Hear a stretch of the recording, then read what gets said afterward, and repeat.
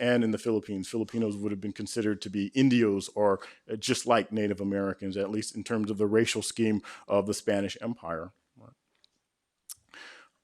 You would have Indians of reason, those Indians that could be converted to Catholicism, and Indios barbaros, those Indios who, for whatever reason, were perceived as being barbarians. So the Apaches, the Comanches, the Yaquis would have been considered barbarian Indians, and therefore subject to enslavement. Right. So even though in some areas you'll see, or in some historical texts they'll say, well, you know, the Native Americans weren't allowed to be enslaved. That's partially true. Right?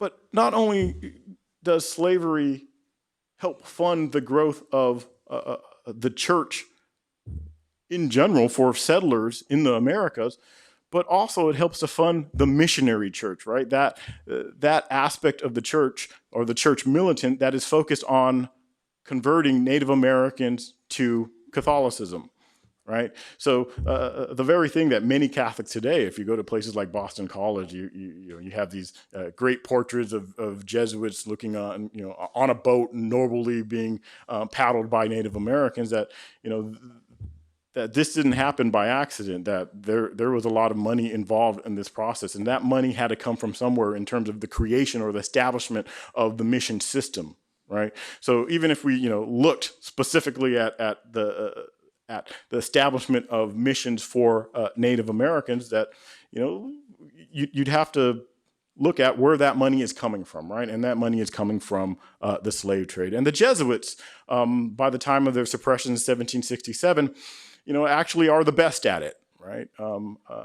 They are really good at being slave owners. They are really good at trading slaves, breaking up families, having them work in textile mills or sweatshops, having them work on their haciendas, and then using those funds to further their missionary project, right?